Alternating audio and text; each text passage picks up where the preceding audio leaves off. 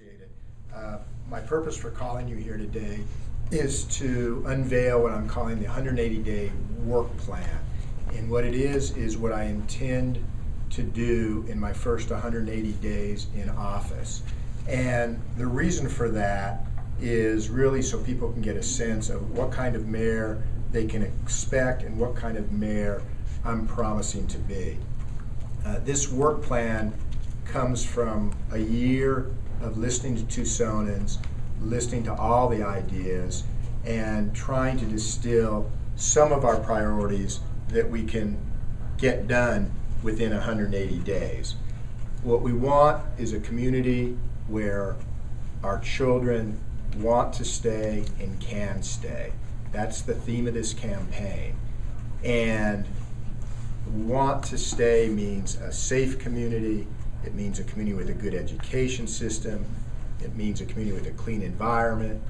It means a community that values its culture, its arts, its history, its diversity. Those are all reasons people want to stay in a community. To can stay in a community means to be able to have a job. And so what I've done is I've broken this 180-day work plan down into 4 main areas: job and economic development, safe and vital neighborhoods, and open, transparent government in the environment. And I have specifics that are measurable for each of these areas. For instance, on jobs and economic development, I will have in the mayor's office a small business advocate, a person who will be there working in the mayor's office to see where there are problems in the small business community and advocate both on a personal level for businesses and on a general level for businesses. And it's something I've agreed to take from the mayor's budget to do.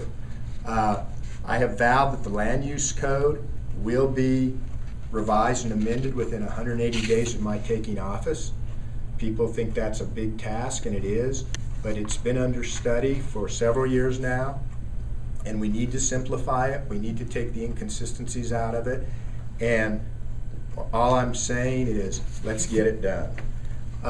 In the Planning and Development Services Office, one of my ideas, and you'll notice all of these are really fairly budget neutral. They don't cost a lot of money. I recognize that there's not a lot of money there, is to cross-train inspectors so that when you have a remodel or a new job you're doing, instead of getting 3 or 4 inspectors, hopefully you can have one who can do the job for you.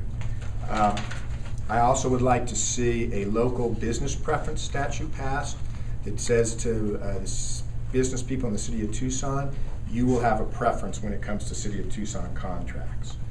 That's just a few ideas of what I'd like to do in the business community. And by the way, when you look at this 180-day plan, this is not exclusive of everything that needs to be done.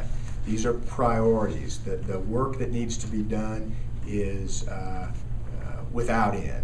And that's the challenge, but that's the great thing about it. That's the challenge I'm looking forward to taking on. When it comes to neighborhoods, we have to look at our potholes. It happens every summer. And I think one of the things we have to recognize is that we're going to really need to look at some federal dollars to really redesign and redo our roads. And it's something I'm going to go to work on immediately. And if something, by the way, here isn't done within 180 days, what I expect of each of you is a press conference, and we'll have more than that, but at the 180th day, and you're going to say, Jonathan, this isn't done. And I'm going to say, this is where it's at, this is why it hasn't been done, and this is where we're going. So we're going to have to work on our roads. Our parks and recreation system, our social service network for the city. I'm looking for budget neutral ways to deal with our parks and recreation system. As all of you know, we closed 17 community pools this summer out of 27. I'm going to go look for public-private partnerships so that those pools can be open next summer. I'm going to go to our businesses in this community, and I'm going to see if they can sponsor pools so we can get them open so our kids can swim on days like today when it's 102 out. And I would like to create something that is a pilot project called neighborhood business districts. A neighborhood business district is like our current neighborhood systems, but including the businesses in them, so that businesses and neighbors get to know each other better and get to work more with each other to make the city thrive. One of the things that's really important to me is my open government initiative. And the first thing, and maybe you'll be happy or maybe you'll think I'm a fool, I want to do press conferences once a week, okay? I want to be open and I want you to be able to ask me questions as to what I know and what I can say about what's going on in city government. I think it's so important that the mayor's office communicate with the citizens of the community. In that regard, I plan on having a mayor's meeting in the first 6 months in each ward.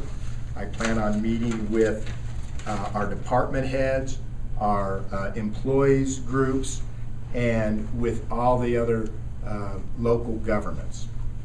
I would also like to have what's called an open government initiative, where we, through technology, get our contracts, get our minutes, get the business of City Hall online in a way that's readable and reachable. Finally, in this community, the environment is so important.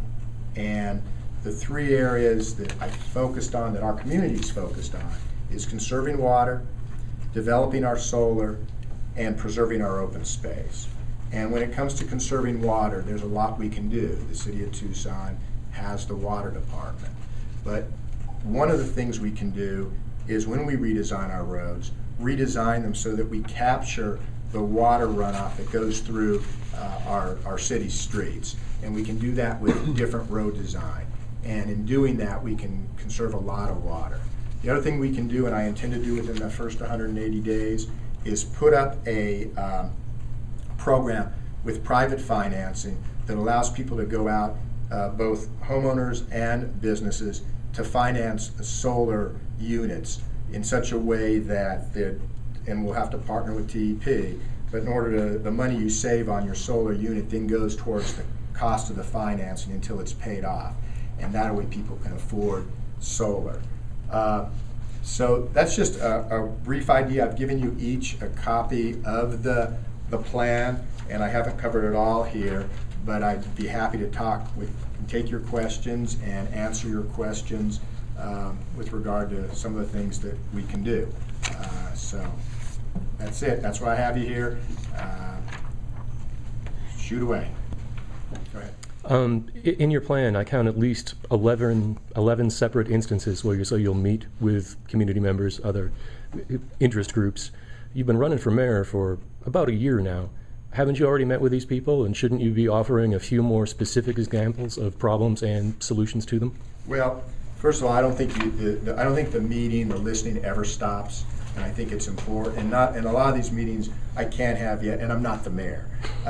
When you meet with the Pima Association of Governments, when you meet with the mayors, when you meet with the county folks, when you meet with the governor's office, those are things I've not had the opportunity to do in any formal way, and I intend to do that. And I think a real important role of the mayor is not only to have those communications internally, but to then let the people of the community know what those communications are.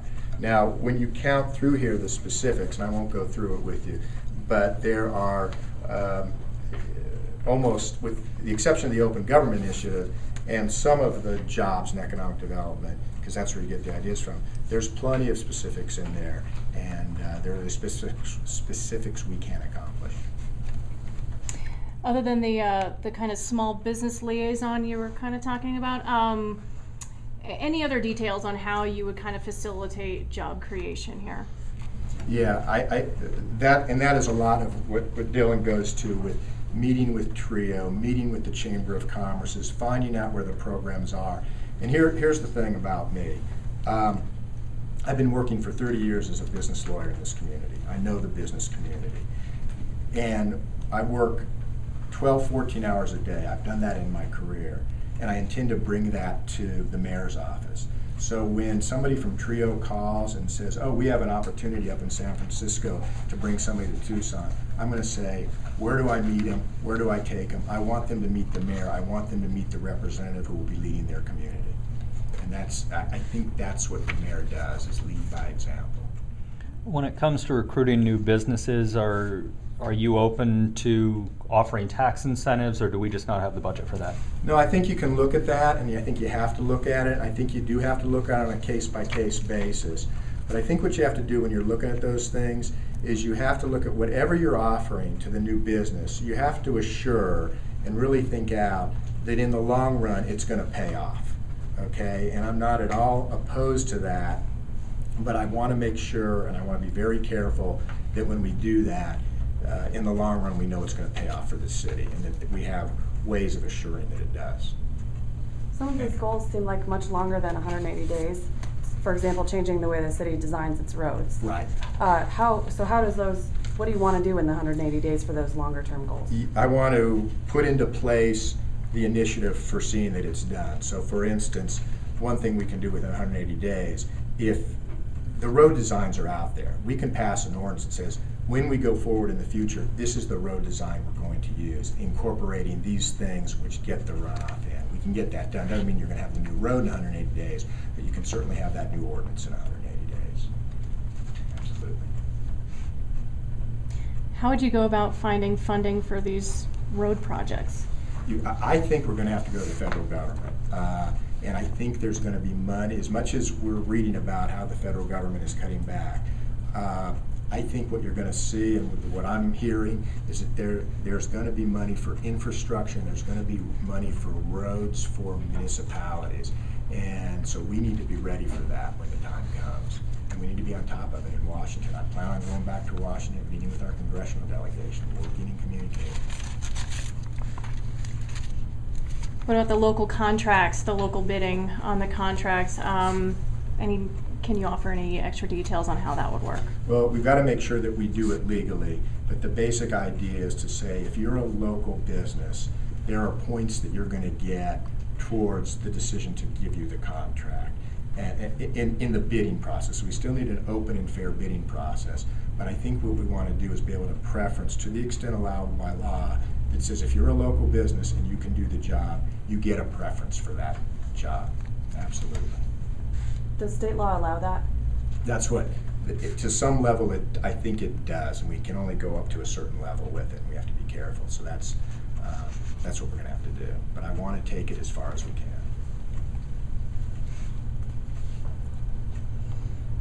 Anything else? All right. Well, I appreciate you being here. I'll stick around a little while afterwards if you want to take questions one-on-one and go over some things. But the other thing about this is I'm really doing this because I really intend, when I'm elected mayor, to be with this group on a weekly basis. You're the eyes and ears of the community. I need to know what's going on. I need to know what the problems are. And I want to be able to tell you what I'm learning, what I'm finding out. I may not always have the answers. I may not have the exact answers. But I want the citizens of our community to feel like there's a mayor that they can talk to. We're going to have email, we're going to have web page, and we're going to have all the forms of social media, along with telephones and letters. But you guys are really the first source and the main way that people get their information. I want to have that relationship, and I want you to hold me to that. Okay? All right, thanks. Appreciate it. That's it. Your emphasis on transparency and on openness, is that a comment on how things work right now? I'm not, I am moving everything forward, okay? I'm not looking back at all, but I've heard the community, and the community says, and by the way, this is not just Tucson, these open government initiatives are going on across the country. But I've heard this community, and the things they've talked about is they want jobs in new businesses, they want to keep our environment, they want a more open form of government, and they want us kind of to go back to basics, help our neighborhoods, support our neighborhoods. And so that's why the emphasis on the 180-day plan. I don't think it hurts to be as open as possible in the way you run your government.